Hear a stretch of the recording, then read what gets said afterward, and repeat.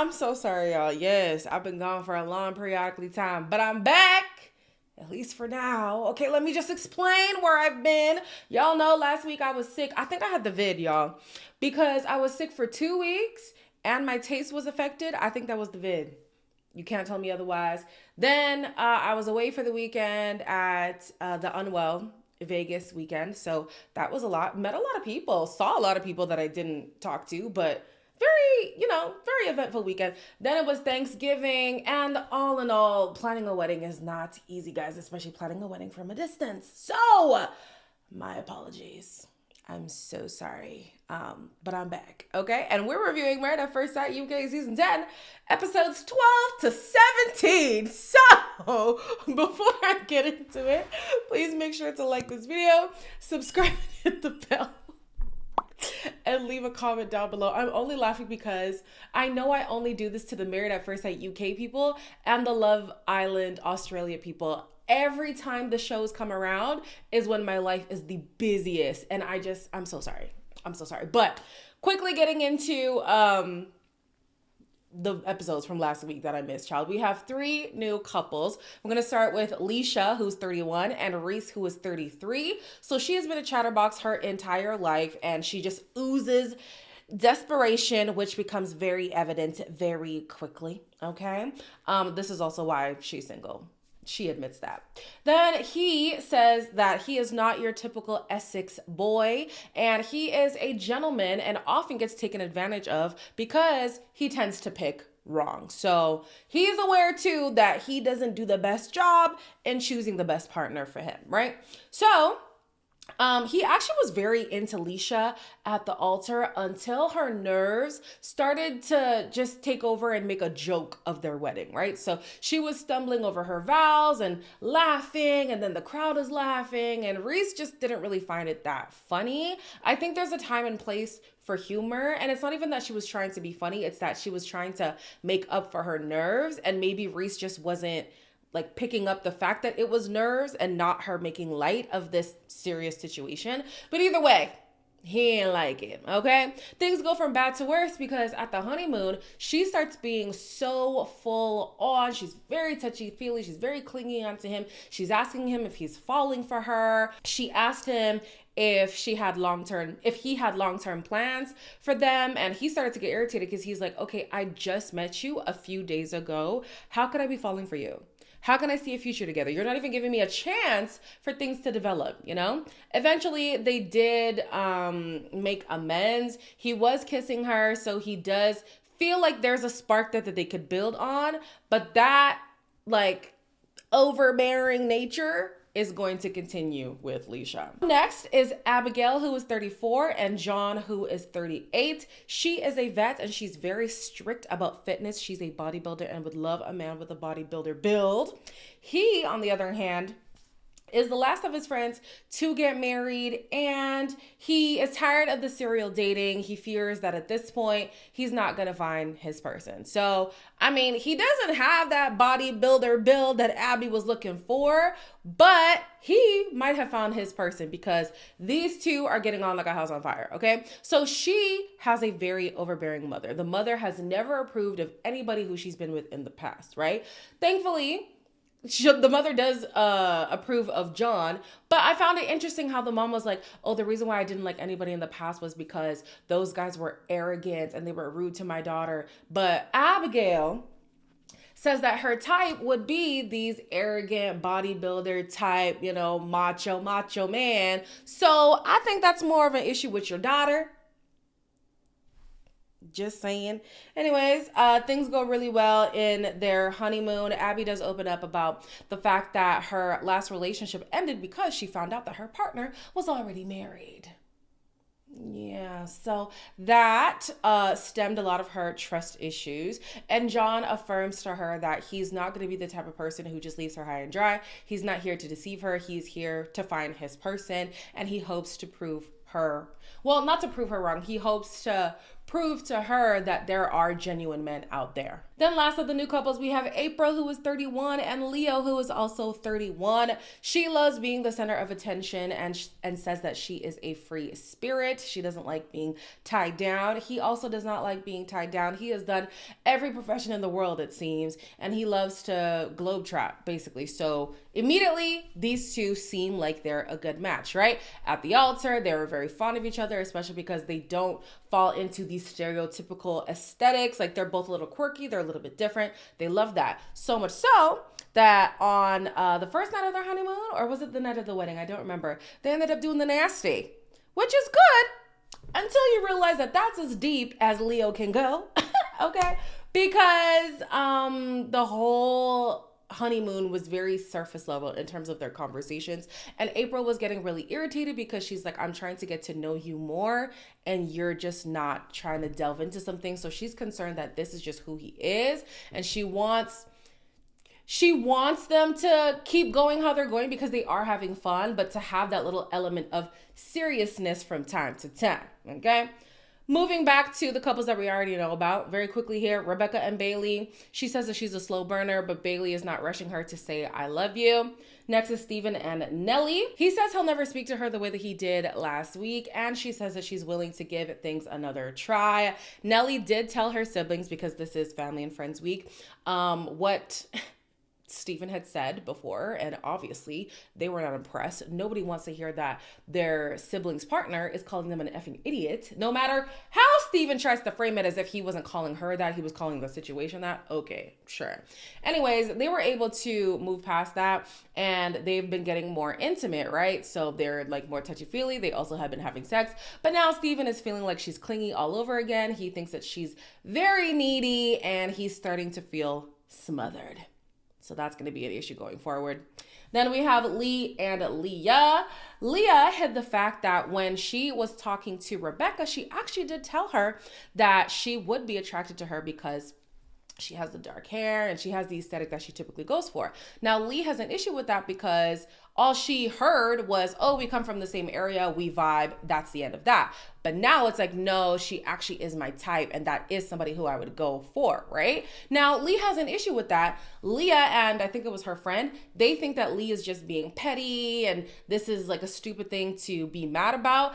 And I'm so sorry, that irritates me. I do understand that Lee is not giving a lot. She's clearly holding her cards very close to her chest. She doesn't want to be vulnerable. She doesn't want to let her guard down. I understand that. But I feel like Leah is gaslighting her because you keep doing things to not make her feel safe in the relationship, and then you get mad at her for not opening up when you haven't made her feel safe in this relationship. And even when she does do certain things that Leah has been asking for, oh, finally you're doing something, that's not gonna make Lee want to keep doing things because you throw it in her face that she hasn't been doing. Like, I'm sorry, I know that Lee looks like the bigger issue, but there's a lot of glossing over of Leah's behavior, how she's purposely trying to make Lee jealous, how she keeps saying things that are inappropriate, how she discredits the efforts that Lee has made, and it makes Lee want to go backwards, and then she gets chastised for taking a step back. I'm sorry. Justice for Lee, because Leah, you're pissing me off, okay? Moving on. Sarah and Dean, she feels like she can't be herself in this experiment because she just will not be attracted to this man. There's nothing that he could do for her to like him. She doesn't like him, right? On the other hand, Dean is being told that his efforts are wasted. Dean, snap back into reality. The babe doesn't like you, okay? It's fine. You don't have to force it. Let's just move on. That's what his friend was basically trying to tell him. The friend was saying that, well, the friend did not like that she was being mean to him because there's no need to be disrespectful to your partner. And the friend also didn't like that Sarah didn't really know anything about Dean. I think he asked, what is a fun fact that you learned about him? And she's like, oh, he does magic.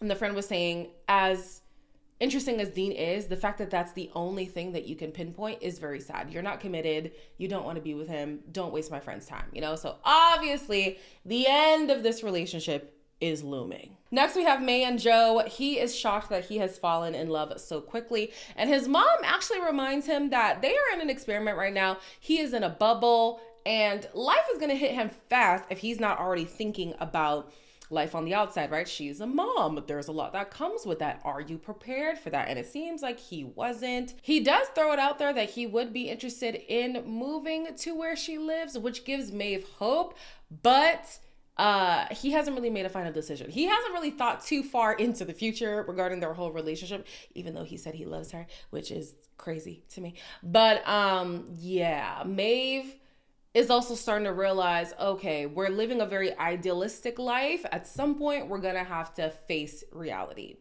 Then next we have Ashley and Grace. She's upset that he spoke about their intimacy issues in full at the couch. He felt like at the couch is where you're supposed to really air out your dirty laundry, but I can see why Grace would feel blindsided by that. If you cannot address it with your partner beforehand, it does feel like a betrayal. And yes, you are supposed to be honest with the experts, but be honest with your partner first. And then use the experts as a backup resource if you cannot work it out with your partner. You know what I'm saying? Her friends do agree that he was dictating what she should do as a woman, what she should wear, how she should act. But they also do say that she needs to give a little, and she's being very rigid, and it's not very fair to Ashley in this experiment. His family wants to make sure that he doesn't lose himself in trying to please Grace, and I do think that that's a good one. It does seem like he makes a lot more concessions than she does. He does have a lot of concessions to make, though, because he says a lot of off-putting things. But at some point, Grace is going to have to, you know, meet Ashley in the middle, and I feel like right now he's been doing the heavy lifting. Next, we have Julia Ruth and Devarney. They both tell their friends and family their version of how things went in their relationship. He conveniently leaves out the fact that he has been yelling and been berating Julia Ruth in the process. So, of course, his sister was ready to be on 10, being like, oh, how you speak to my brother is not fair, and you're not being, you know, understanding of whatever. And she also takes issue with the fact that Devarney had kids and ambition and whatever at the top of his list, while she had kids and whatever at the bottom and had looks at the top. So Devarney's sister feels like Julia Ruth is not here for the right reasons, and she wouldn't be serious about the fact that Devarney is a father. I think that that was a reach. that was such a reach, but anyways, child, yeah, that really was the end of that. Devarney and Julia Ruth, they need to go too. I don't know why they're wasting our time. But anyways, last is David and Kia. They got into some kind of altercation that we don't really get a lot of information about. We do know that Kia is the one who lost his temper before the family day, but they were able to make up via makeup sex. They are asked if they love each other, and although they haven't said the words to each other before that moment, they do realize in that moment that yes, they do love each other, and they said it to each other, and yeah, happy days. Moving on to the dinner party, okay? So the producers obviously are orchestrating things, and they have Leisha and Reese go visit Lee and Leah before the dinner party because apparently Leisha wants to scope the scene regarding these other couples. Anyways, I completely forgot that Leah is bisexual, and she basically insinuated that she wouldn't mind looking around at other couples if need be. So this is the problem for Lee, because Leah has made it clear that she finds the both of these people attractive. Are you each other's type? Yeah. Oh, that's good. Fit and fit. I can definitely see them being a few people's types. She's brunette. Yeah, Blue eyes. Yeah. Oh, of course you fucking noticed. But you'd like definite girl, tactile, nice, huggy. I don't feel she's taking my feelings into consideration when she's making comments. Yeah, she's my type. They're hot. So I want to know from Leah, what the hell is the point of continuously pointing out how attracted you are to other people? How is that productive? And that's not to absolve Lee of, you know, things not progressing in your relationship, but how is what you are doing productive? I don't see how that makes any sense, but anyways, Lee says that she's been mistreated in the past, and so to have somebody constantly express interest for other people is a trigger for her. Whether she was mistreated or not, what Lee is doing is not fair to any partnership. If somebody had never been mistreated before, if somebody has been mistreated in every single relationship, it's just not fair. Stop it. Why are you rubbing your attraction to other people in your partner's face? That doesn't help. So later on, Leah calls out Lee and says, well, if you have these trust issues, or if you have jealousy, or if you can't be honest with me, then this relationship can't run. You're giving her reasons to feel this way. It's not coming out of nowhere. You keep bringing up your attraction to other people. She's gonna have a problem with that. And she's gonna, want to close up instead of open up to you. Like Leah, they don't call out Leah enough on this damn show. Leisha and Reese have their own issues because on the airplane ride back from the honeymoon, apparently she was talking to a guy on the back for over an hour, and obviously Reese did not take kindly to that. Then when they're walking to the table where they're gonna have dinner, she sees that everybody's holding hands and she wants to hold hands with Reese. Reese doesn't hold her hand. That becomes a whole issue. Hold my hand. No, fuck off now. Piss me off. So everybody else is holding hands. He doesn't grab my hand. I'm being a brat, do you know what I mean? I'm not a rat. Just frustrated, like. The way you handle shit. You should want to, do that with me. I shouldn't have to ask. Leisha and Nelly are the same person in different fonts. The same person.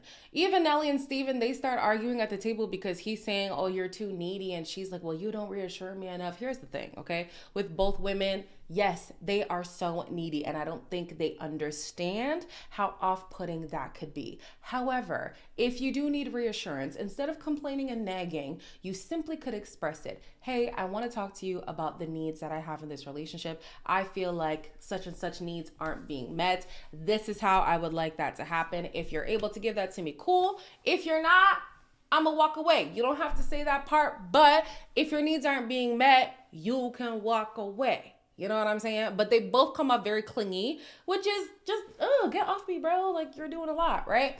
As far as the men are concerned, I don't think that Reese has given Leisha a reason to be so high strung. So yeah, I don't know. Maybe he needs to just let her know, I haven't done anything to you. I haven't proven to you that I'm not somebody to trust, or I'm not somebody to, give time to let things develop. Can we just let our pace be our pace? You know what I'm saying? Like, unless there's something that's been happening that we haven't seen, he hasn't given her a reason to be so neurotic. So yeah, he definitely can let her know.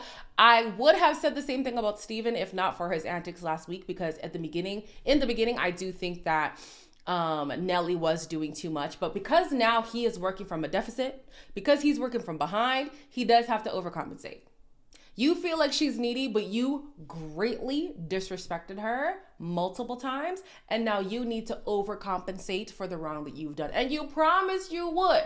They then get questions from the honesty box, and this time it's basically the other couples weighing in on everybody's situation. So the majority of the room believes that Reese is in the right regarding the airplane conversation. At first, Leisha did admit that she was in the wrong, but then when everybody was coming at her, she was like, well, I don't think that there's anything wrong that I did. Like, why is everybody coming at me? Whatever. You just admitted that you knew after you did it. You knew when you sat down next to Reese that you were dead wrong for talking to that man for that long, whatever the hell that y'all was talking about. So now that you're being called out, you don't want to accept fault? That's a problem. Anyways, Grace is told that she needs to stop seeing Ashley as the enemy, and she actually kisses him in front of everyone, and I thought that that was really cute. All right, now on to the commitment ceremony. First on the couch is John and Abby. Things are going very well between them. They both say that they've been able to let their guard down and be more vulnerable with each other, which is really good. They both decide to stay. Next is Lee and Leah. I'm still confused why they're only focusing on Lee, but okay. I wasn't as driven in this relationship. I kind of checked out in my head. Seeing her kind of get a back up or get a bit jealous here and there. I was like, yeah, the fit. That to me is like a normal thing to say. I wasn't sure where that was coming from. I didn't know what that meant. I just got a little bit emotional then for some reason. Why? Allow yourself to feel. I've been through a lot of situations where me acting off of how I feel has just ended really badly for me. and it's like I've turned something off in me. So we don't want to address the fact that Leah blames her flirtiness on the fact that she's from wherever she's from. What is it, Liverpool? She's like, oh, where I'm from, you know, this is just how we are. Girl, please. And can you believe that she was trying to have Lee believe that the word fit, where she's from, wait, is it Liverpool or is it Manchester? Doesn't matter. The word fit means that the couple is a good fit, not that you think that they are attractive. We're really going to skate over the gaslighting? Like these experts, oh my gosh, like my head hurts. Anyways, Lee decides that, you know, she has been very overprotective of her heart because of her past. And so she is going to be more deliberate about opening up and not treating Leah like the people who have hurt her in the past. Sure, fine. But Leah also has to give Lee good reason to trust her. And I don't think that she's done that yet. But they stay. Next on the couch is Nelly and Steven. This man bold-faced lies because they're talking about Nelly's clinginess, and he's like, well, if she wants to grab up on me, like, that's okay. I don't have a problem with that. Lies. The lies you tell. You were just complaining about being smothered by all of her physical affection, but okay. Sounds like you're not feeling secure in your relationship, and I want to address that. So why weren't my feelings considered in this? We are talking about your wife right now. That is a masterful deflection. Feels like it's always me. I do believe you minimize your partner's feelings. And if you can accept this, you could have a stronger relationship. I want you to become better, okay? Yeah. It's not looking good for the Stevens of the world. I'm so sorry. This channel, Stevens don't have a good reputation. Stevens, Mitches, and Chris's. It's not looking good for y'all, okay? And sorry to the lady who said that Steven is the name of her husband. I'm sure your husband is great, okay? Yeah, Steven is definitely diminishing her feelings. And honestly, if he wasn't dead wrong in the way that he's been acting the last week and some, I would have agreed with him in the sense that his feelings at the beginning were overlooked and people were focusing on all of Nelly's insecurities and stuff, and he felt disrespected or smothered or whatever, and people just weren't paying attention to that. I do agree, but you crossed the line that we cannot look past now. Now you are dead wrong, and you need to make more of an amends than she ever had to. I also find it interesting how the experts had more smoke for Steven this time around than for the fact that he called her an effing idiot. Anyways, they decide to stay. Next is Bailey and Rebecca. They're doing great. The sex is even greater. Good for them. They stay. April is concerned that Leo is unable to get more vulnerable. She worries that this is just his personality. He says it's not. He's able to be more vulnerable. So the experts challenge them to let curiosity just run, you know, whatever question comes to mind, ask it so you can get a little bit deeper. They decide to stay. Leisha and Reese vent about everything that's been going on in the week, and Leisha is very clearly the issue in this marriage. Quite early on, like, are you falling for me yet? Second day, I am somebody that does need that little bit of reassurance. Leisha talking to like the fella for like an hour. That one for me showed like a bit of disrespect. Reese doesn't give me any reassurance. That's just my personality, and I can't change. I'm given everything, and I don't feel like I'm getting the same back. She definitely needs to dial things back. Like, it doesn't matter how attractive you are. If you are overbearing, a lot of people would find that off-putting. A lot. Not everybody. Some people do like being love bombed, child. Some people love that. Some other people, you doing too much. You on me too much. Give me room to breathe, okay? The experts advise her to dial it back and for him to set firm boundaries, but I was just like, he has been very clear on what his boundaries are. He's been very expressive on what the issues have been in his relationship. What we really need to look at is whether or not Leisha's going to respect said boundaries. But they decide to stay. Going quickly here through the other couples, because honestly, there's not too much to talk about. Ashley and Grace say that family day was the turning point for them. They decided to have more fun together. Grace has also been wearing more dresses and cooking more food. So she's kind of falling into that trad wife thing that Ashley was looking for, that she was adamantly against. But anyways, they decided to stay.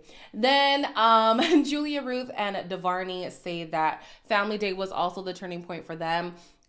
Personally, I feel like Devarney needs to stop sweeping things under the rug. I do feel like he's right when he says that it is unproductive to, well, it's counterproductive to constantly rehash old wounds, like to bring things up and up and up and up and up again. But the problem is you don't want to address them at all. Once it's been addressed and resolved, we should move on, but that means it needs to be addressed and resolved, you know, and you don't really like doing that. But anyways, they decide to stay. Then next we have Maeve and Joe. Oh, also with Devarney and Julia Ruth, they don't want to talk about intimacy. So he says he's attracted to her. She struggles to say she's attracted to him. We know that she's not yet attracted to him in the way that she was when they first met. So yeah, intimacy is on ice for them. Maeve and Joe, they're doing well outside of the fact that everything is just surface levels at this point. They don't really have a lot of arguments because they don't want to argue. Whenever he brings up issues, she pops off at him. And so he's like, you know what? I'm just not even gonna say anything. He also is grieving right now, and he didn't want to bring that to the experiment either. And the experts say it's a problem that you feel like you constantly have to protect your emotions or protect anything from your partner. If you can't open up with your partner, there's a bigger issue there. So yeah, he does admit that he tends to be like very idealistic in relationships, and obviously that's not going to work. They also do admit that they haven't been honest. There's a lot with these two, actually. My bad. They also do admit that they haven't been honest with the experts on the fights that they've been having, and so the experts say, in order for us to help you, you need to be honest. So they decide that they're going to be more honest moving forward. Kia and David, they mentioned their little blip, but they say that they were able to smooth things over. Of course, Charlene is like, y'all don't need help in the intimacy department, so I'm not even going to say anything. They decide to stay. And obviously, last is Dean and Sarah. Things are clearly dead in the water, if we can even say that they were alive to begin with. I'm wondering if you're making excuses here. And perhaps you're doing that because you're wanting to save Dean's feelings. But I'm worried that if I give up, that I'm gonna be like, oh. But you're possibly making it worse. Sarah, I think you know how you feel. I think you're both in denial. And I say that with respect. We all see it. This is a shock to absolutely nobody. The producers, the experts, they knew from the time these two were paired that Sarah was not going to like him, but you know, for shits and gigs, I guess, they just kept things going. I'm glad that this train wreck is done. I could not stand watching this couple anymore. They actually both wrote stay, but after their discussion, they decided to leave. Good riddance, goodbye. Julia Ruth and Devarney, y'all can follow shortly after. Please leave, please. I love the black couple representation, but not this time around, okay? Y'all can go too. Anyways, that's it for all these episodes. As always, like, comment, share, and subscribe, and I'll see you in the next one.